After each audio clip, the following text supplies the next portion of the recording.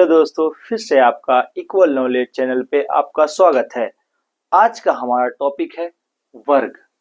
वर्ग को इंग्लिश में स्क्वायर बोलते हैं। ये क्लास अगर आज कर लेंगे तो पूरी जिंदगी भर आपको वर्ग का बेसिक नॉलेज लेने की जरूरत नहीं पड़ेगी। ठीक है, मतलब ये क्लास बहुत ही इंपॉर्टेंट क्लास होने वाला है, जिसमें आपका वर्क का बेसिक क्लियर होगा। वर्क का डेफिनेशन यानी परिभाषा हम बताएंगे, साथ ही साथ वर्क का जो सूत्र होता है और वर्क का क्षेत्रफल, परिमाप तथा विकर्ण को निकालने का तरीका बताएंगे और फॉर्मूला के साथ और क्षेत्रफल और परिमाप का मतलब भी समझाएंगे, ताकि कोई कंफ्यूजन न हो। और इस आकृति की मदद से वर्क को पूरी तरह से एक्सप्लेन करेंगे, ताकि आपको वर्ग से रिलेटेड बेसिक नॉलेज हो जाए और वर्ग पर आधारित आपको कोई भी क्वेश्चन मिले तो आप उसको बना सके। आपने अभी तक इक्वल नॉलेज चैनल को सब्सक्राइब नहीं किया है तो सब्सक्राइब जरूर कर ले, क्योंकि इक्वल नॉलेज चैनल पे आने वाली वीडियो आप तक आसानी से पहुंच सके। अब आपको बोर्ड पे वर्ग का परिभाषा दिख रहा होगा, पहले हम उसको पढ़ लेते हैं, उसके बाद जो इम्पोर्टेंट पॉइंट है उसको भी इसी आकृति की मदद से समझाते हैं। पहले वर्ग का परिभाषा क्या लिखा हुआ उसको समझते हैं। वैसा चतुर्भुज जिसकी चारों भुजाएं आपस में बराबर हो और प्रत्येक कोण समकोण हो उसे वर्ग कहते हैं। सबसे पहले हम चतुर्भुज को समझ लेते हैं। चतुर्भुज का मतलब होता है वैसा आकृति जो चार सरल रेखा, चार सीधी रेखा से घिर कर बना हो, उसे हम चतुर्भुज कहते हैं। जैसे देखिए, ये क्या है, एक चतुर्भुज है जो चार सरल रेखा से, चार सीधा रेखा से मिलकर बना है, उसको हम चतुर्भुज बोलेंगे। ठीक, कोई कंफ्यूजन नहीं है चतुर्भुज का। तो वैसा चतुर्भुज जिसकी सभी भुजाएं आपस में बराबर हो, मतलब ये हुआ उसकी भुजा का जो लेंथ होगा, उसकी भुजा का जो लंबाई होगा, अगर इस चतुर्भुज की बात करें तो इसका लेंथ अगर 5 मीटर है तो ये बीसी भुजा का भी लेंथ 5 मीटर होगा, तभी यह आकृति क्या कहलाएगा, वर्ग कहलाएगा। मतलब सभी भुजा की लेंथ, लंबाई आपस में बराबर होगी तो वह आकृति वर्ग हो सकता है।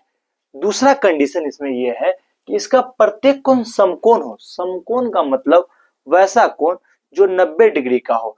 तो इस आकृति में देखिए, इसका सभी कोण कितना कितना डिग्री है, 90 डिग्री है। तो अगर ये दोनों कंडीशन जो आकृति फुलफिल करेगा, वैसे आकृति को हम क्या बोलेंगे, वर्ग बोलेंगे। ठीक है, वर्ग होने के लिए दो कंडीशन है। क्या कंडीशन है कि सभी भुजा की लंबाई आपस में बराबर हो, दूसरा प्रत्येक कोण का मान 90 डिग्री हो, वैसे आकृति को हम क्या बोलेंगे, वर्ग बोलेंगे। अब क्या है, ये आकृति वर्ग हो सकता है कि नहीं, बिल्कुल भी नहीं हो सकता। क्यों नहीं हो सकता, क्योंकि देखिए इसकी जो ए बी भुजा है ये बड़ी है और इसकी जो बीसी भुजा है, ये बीसी भुजा ये छोटी है, तो ये दोनों आपस में बराबर नहीं होगा। लेकिन वर्ग का कंडीशन है कि वो उसकी सभी भुजाएं की लंबाई आपस में बराबर होती है। अब चलिए हम वर्ग का जो इंपॉर्टेंट पॉइंट है उसको हम समझते हैं। वर्ग में कितनी भुजा होती है, एक भुजा ए बी है, एक भुजा बी सी है, एक भुजा सी डी है, एक भुजा ए डी है। तो वर्ग में टोटल कितनी भुजा हुई, 4 भुजा। कोई कंफ्यूजन नहीं। अब आगे देखिए, वर्ग में कितने विकर्ण है, टोटल कितने विकर्ण होते हैं, 2 विकर्ण। एक विकर्ण AC है, एक विकर्ण BD है। इसको हम DB भी पढ़ सकते हैं, इसको CA भी पढ़ सकते हैं। अगर इस भुजा का हमको नाम लिखना हो तो इसके दोनों छोर को, दोनों एंड पॉइंट को लिख देंगे तो वह भुजा का नाम हो जाएगा। चाहे तो हम इसको ऐसे भी लिख सकते हैं, इस B पॉइंट को पहले, बाद में A पॉइंट को। इस तरह से हम भुजा का नाम लिखते हैं। ठीक है, अब क्या है, कुल कोणों का माप, मतलब इसके चारों कोण को अगर हम जोड़ेंगे चारों कोण के माप को हम जोड़ेंगे तो कितना डिग्री आएगा? 360 डिग्री। ठीक है, कोई कंफ्यूजन नहीं, आगे बढ़ते हैं। ठीक, अब क्या है, वर्ग के दोनों विकर्ण बराबर होते हैं। मतलब ये हुआ कि इसकी ये जो विकर्ण है, विकर्ण AC जो है, ठीक है, वो विकर्ण BD के, AC विकर्ण BD के क्या है? बराबर होगी। कंफ्यूजन नहीं हुआ ना? मतलब ये विकर्ण AC विकर्ण BD के बराबर होगी, मतलब जितना लंबा ये होगा उतना लंबा ये विकर्ण होगा। आगे बढ़िए, देखिए, एक दूसरे को समकोण पर समद्विभाजित करते हैं।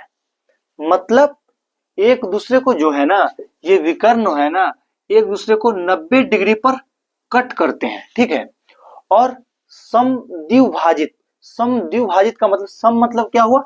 बराबर, द्वि मतलब दो, ठीक है, भाजित मतलब बांटना। ठीक, मतलब वो विकर्ण जो है ना, एक दूसरे को 90 डिग्री पर भी और बराबर भागों में एक दूसरे को बांटता है, काटता है। ठीक है, तो यहां पर अगर मान लीजिए पॉइंट O हो गया, तो जो OD है ना, OD बराबर किसके हो जाएगा? OB के। मतलब ये दोनों लेंथ, यहां से यहां तक की लंबाई और यहां से यहां तक की लंबाई आपस में बराबर होगी। यह क्या है? वर्ग का रूल है। ठीक है, वर्ग का नियम है। वर्ग के जो विकर्ण होते हैं एक दूसरे को समद्विभाजित करते हैं, समकोण पर समद्विभाजित करते हैं। यहाँ पे कितना डिग्री का एंगल बनता है? 90 डिग्री का एंगल बनता है। ठीक है, समझ गए आप? आगे देखिए, वर्ग के आमने सामने की भुजा समांतर होती है। मतलब यह हुआ कि AB किसके समांतर होगी? DC के। AB किसके समांतर होगी? DC के। समांतर का मतलब क्या होता है कि उस दोनों भुजा की लंबाई, अगर हम इसको आगे तक हम बढ़ाएंगे, ठीक है, तो हमेशा बराबर ही रहेगी। समांतर का मतलब होता है समान अंतर। इन दोनों लाइन के बीच में हमेशा अनंत दूरी तक समान अंतर होगा, उसको हम क्या बोलते हैं? समांतर।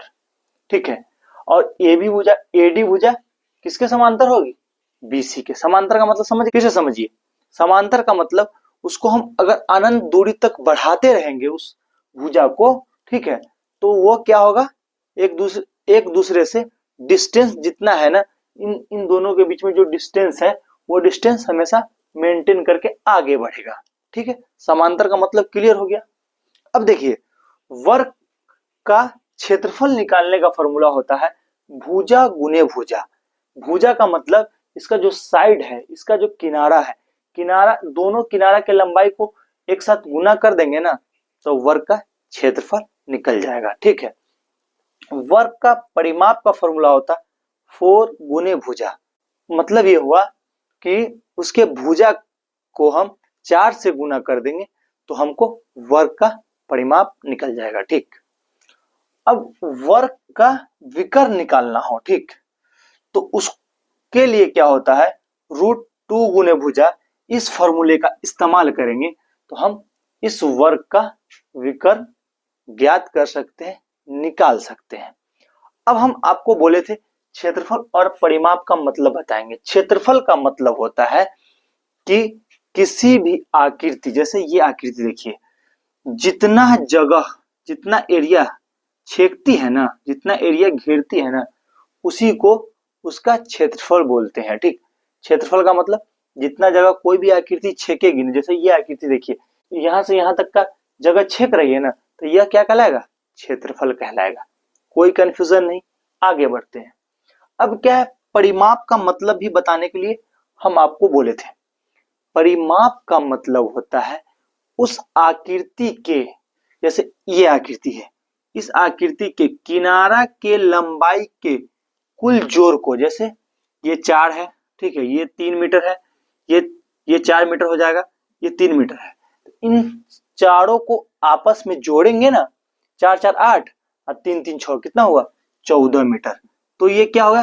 किनारा के लंबाई के जोड़ को ही हम परिमाप बोलते हैं। अब हम आपको क्षेत्रफल, परिमाप और विकर्ण निकालना सिखाएंगे। आपने अभी तक इक्वल नॉलेज चैनल को सब्सक्राइब नहीं किया है तो प्लीज सब्सक्राइब कर ले, ताकि आने वाली वीडियो आप तक आसानी से पहुंचती रहे। ठीक है, अब आपको बोर्ड पे एक प्रश्न दिख रहा होगा, पहले हम उसको पढ़ लेते हैं, उसके बाद इसको आसानी से हल करके आपको समझाते हैं। आपको कोई भी प्रॉब्लम नहीं होगा इस वीडियो के बाद। देखिए क्वेश्चन क्या बोल रहा है, प्रश्न क्या बोल रहा है। इस वर्ग की भुजा की लंबाई 5 मीटर है। ये जो वर्ग दिख रहा है ना, इसके भुजा की लंबाई कितनी है? 5 मीटर। सभी भुजा की लंबाई तो बराबर होती है, ये तो आप समझ चुके हैं। ठीक, तो इस वर्ग का क्षेत्रफल, परिमाप तथा विकर्ण ज्ञात कीजिए। ठीक है, तो अब आपको यहाँ पे वर्ग का क्षेत्रफल का फॉर्मूला लिखा हुआ दिख रहा है। ठीक है, फॉर्मूला होता है वर्ग का क्षेत्रफल निकालना है। पहले सबसे पहले क्या बोल रहा है निकालने के लिए? वर्ग का क्षेत्रफल। तो वर्ग का क्षेत्रफल लिख देंगे। ठीक है, वर्ग का क्षेत्रफल फॉर्मूला होता है भुजा गुने भुजा। मतलब क्या हुआ? भुजा मतलब साइड, इंग्लिश में इसको क्या बोलते हैं? भुजा को साइड। मतलब इसके किनारा के लंबाई को आपस में हम गुना करेंगे। भुजा की लंबाई कितनी दी हुई है? 5 मीटर। भुजा का मतलब किनारा। ठीक है, 5 मीटर गुने 5 मीटर तो कितना हो जाएगा?